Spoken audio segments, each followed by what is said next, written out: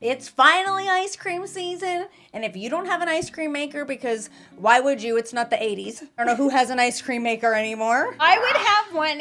Are they expensive? I'm thinking so. I would rock one. Well, you don't need one because this is an ice cream recipe that's no churn. You mix it up, you throw it in the freezer, you got yourself some ice cream, and it's vegan. That's cool, but please stop hating on the 80s. You're from the 80s. So am I. Made in the 80s. Be proud.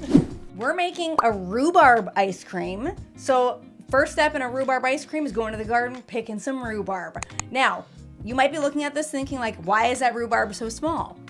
That looks pretty big. It's not big. Oh, no, it looks okay. It is really small. In comparison to your bod, it looks small. Okay, so it is really small because I just transplanted my rhubarb. So you technically shouldn't be picking it after you just transplanted it, but I had to make this ice cream. I had such a craving for it. So they're smaller, but it's still going to be incredible. And when rhubarb season hits, you just got to jump on it, whether you just transplanted or not. Yeah.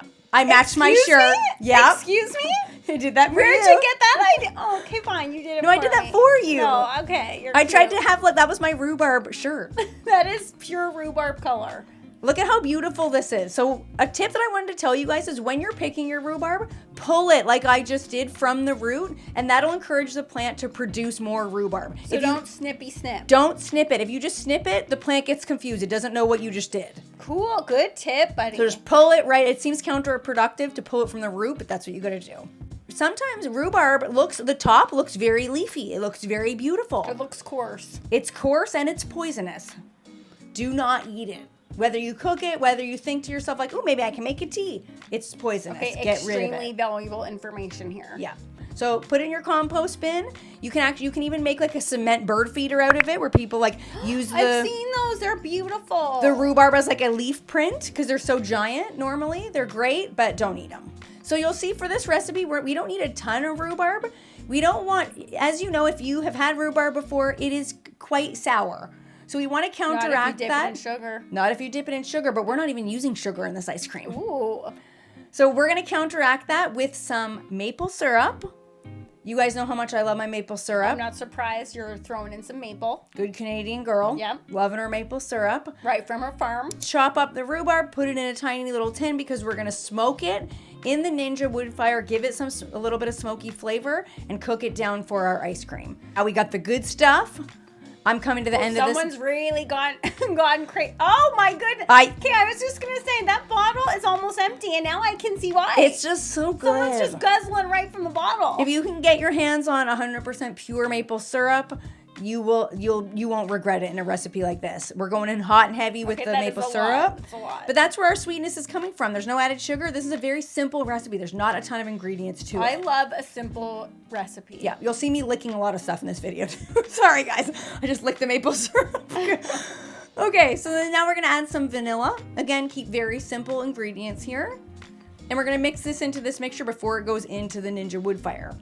So we've got to make sure before you hit preheat, you have your plate already in the grill.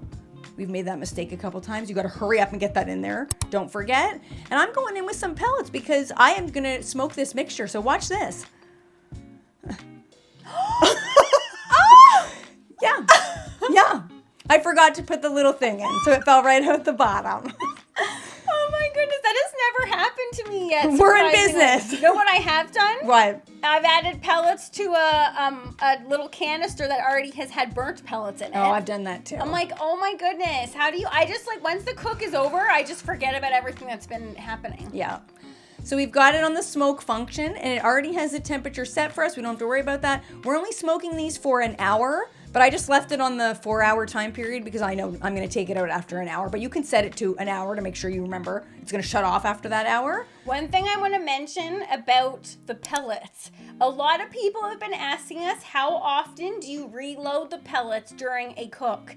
Our answer to that is never, because the pellets add the flavor. Okay, oh my goodness, that looks incredible. They add the flavor during the beginning of the cook. That's all you need. If you add more pellets, I personally feel like that you can take it too much over the top with the woodfire flavor. Absolutely, and for a dish like this in particular too, you definitely don't want to take the smoke flavor and elevate it too much. You want it subtle. Very light, and you can see in that pink, it kind of made the maple syrup have a pink tint to it. Ooh. So I'm going to add this I added this to a blender. You don't have to if you wanted the chunks of rhubarb in your ice cream, but I wanted to have it more mixed throughout. Like a ribbon, if you will. Yeah. A ribbon through the ice cream. Exactly. So I just let it cool completely, added it to a blender, blended it down so it was fine. It was in like a puree. I think that's the right call. I agree with that.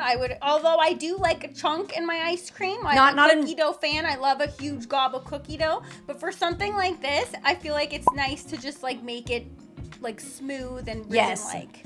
So this is going to be the base for our ice cream, and it's coconut milk and coconut cream. Ooh. Now you'll notice I'm taking them out of the fridge. They've been in the fridge overnight. So you have to make sure you take that step, chill them down entirely, and that's what's going to make the cream hard, and it makes it so you can scoop it out.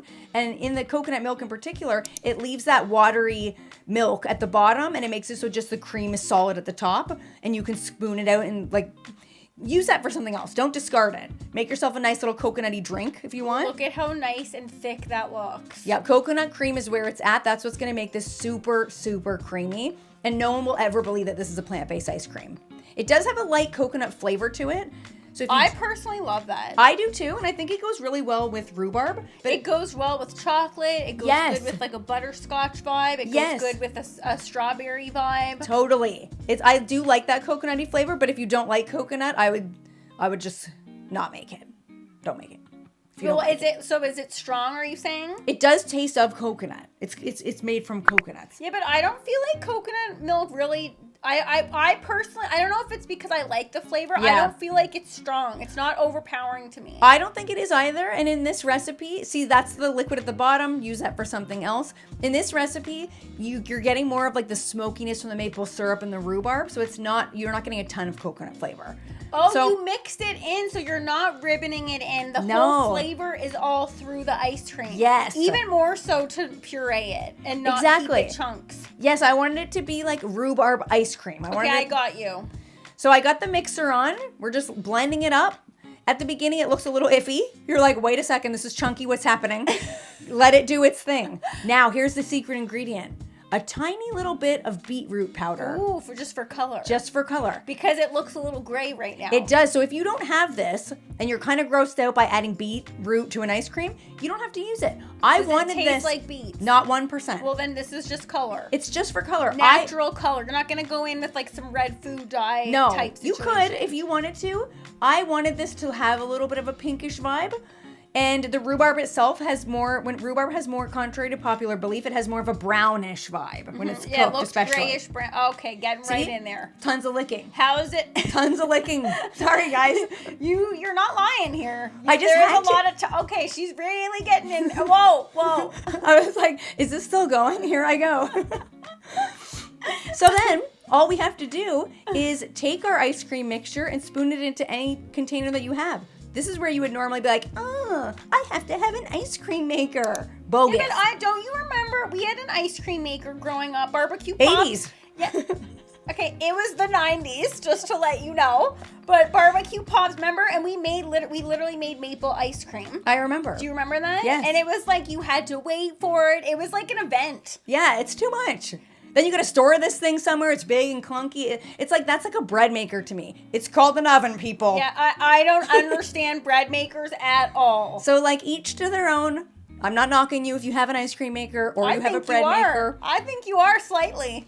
But okay, so sorry. Oh my goodness, were you even hungry after this? Yeah, I wanted more. It was so good. Okay, that color. See? Gorgeous. A little bit of pink. Then we just take our container, cover it. I don't think I covered it because I think I forgot. But you're supposed to cover it, put it in the freezer, let it rest for 4 hours, let it chill for 4 hours. But if you like it on the soft serve side, take it out after a couple hours and it's softer. So when you're making homemade ice cream from the store has a lot of 4 hours. This was actually after a couple hours. I pulled it out a little bit earlier. Yeah. Because I wanted it to be soft. That texture. So store-bought ice cream has a lot of stuff in it to make it stay really soft for when you scoop it at the ready. But homemade ice cream, it becomes a block. Buddy. It does get a little hard. All you have to do is just take it out of the freezer for a little bit before you want to serve it. And then it gets nice and soft again. Okay, that texture, I can just already tell that is there. You got yourself a nice little waffle bowl. It's hot outside. How was it on the sweetness? delicately sweet, a tiny bit smoky, super creamy. My mouth is like watering. It's so incredibly creamy from the coconut milk and the coconut cream. You could go 100% coconut cream if you wanted to, but I wanted to lighten it up a tiny bit because coconut cream is so rich. But yeah, if you want it rich when it comes to ice cream. And if you're enjoying ice cream, why not just enjoy it? Take that moment for yourself. If you love ice cream and you have never made it at home, I encourage you to try this. You know what I would want to do with this? Here we go. What? Excuse me? I always tell Maddie what I did, and then it's always, you know what I would have done instead? Yeah, because, no, not instead. What is it? I would want to make an ice cream sandwich with that. Ooh, okay. Yeah, okay. Oh, now you like that. You know what would be good with your, those pudding cookies you made? An ice cream sandwich, but with like strawberry pudding cookies. So you got a strawberry rhubarb. Buddy! Can we do that? Let's totally do that. I'm being serious. We're making that today. I have all the fixins. We'll go get the cream. The coconut cream. Oh my goodness, let's do it. Let's rock and roll, okay, buddy. Yeah. Let's rock and roll. We did it! Okay, kind of.